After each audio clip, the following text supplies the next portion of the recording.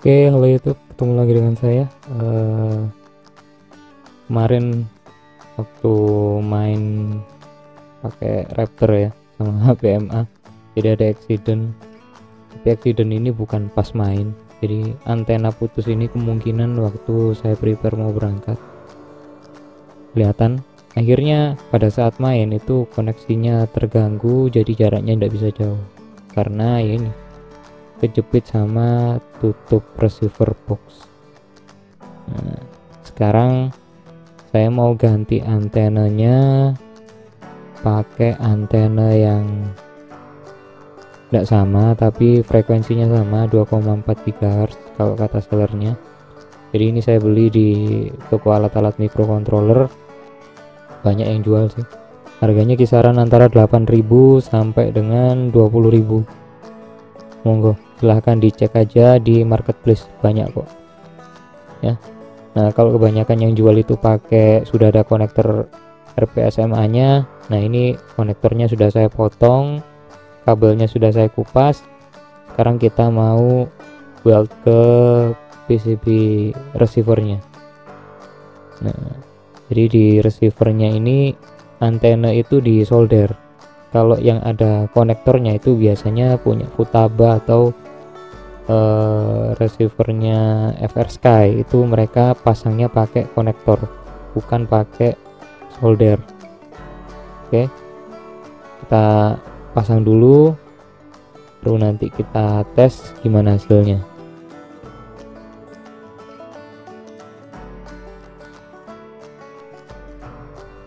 Nah, ini bagian antena yang mau kita lepas konektornya. Jadi di situ ada dua pos weld ya, atau dua pos yang akan kita solder, bagian ground sama bagian core antenanya.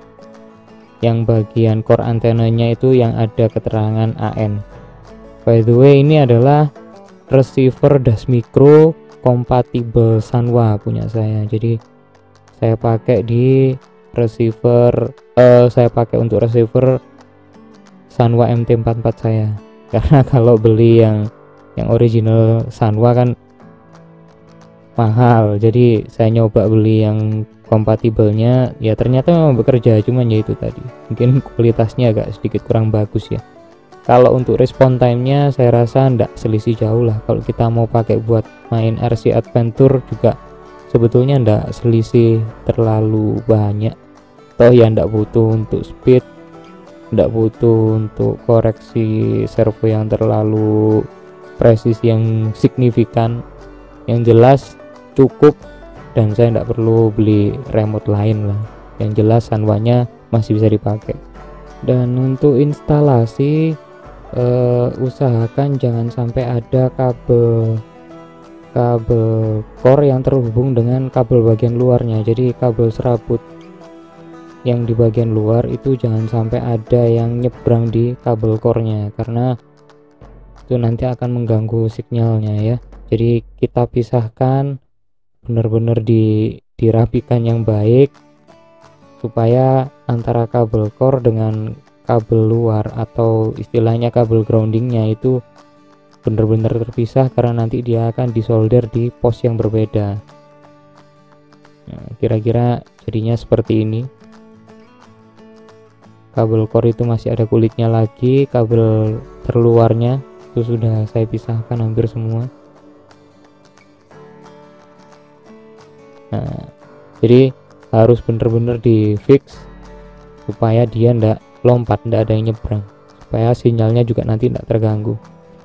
Saya ndak pakai alat bantu untuk kupas karena kabelnya kecil sekali, jadi kebetulan pakai kuku juga masih oke. Tapi untuk kabel core yang tengah, hati-hati kalau pakai alat buat kupas atau tang poteng seperti yang saya pakai ini, karena ya kalau tekanannya terlalu banyak itu malah nanti akan makin pendek, jadinya juga antenanya ini makin kurang maksimal.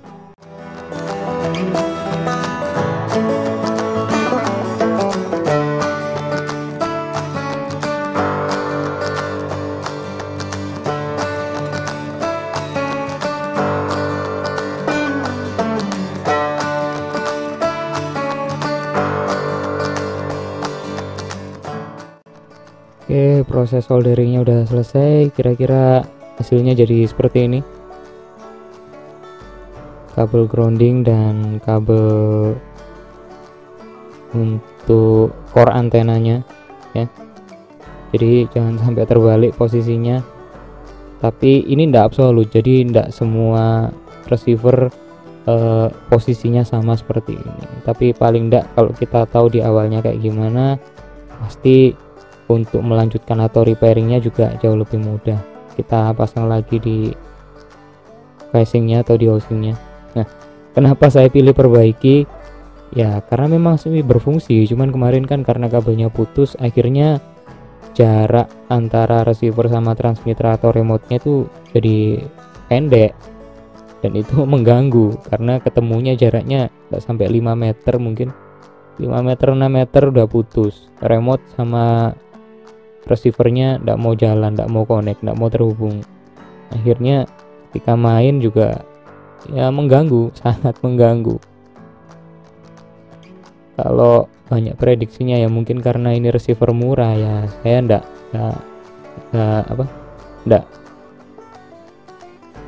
ya memang ndak memungkiri ya memang receiver murah, terus mau gimana lagi. Tapi selama masih kita bisa manfaatkan ya why not, kita repair aja. Terus juga untuk ongkos repairnya juga ndak terlalu mahal kan, yang penting masih bisa dipakai lagi. Terima kasih sudah menonton.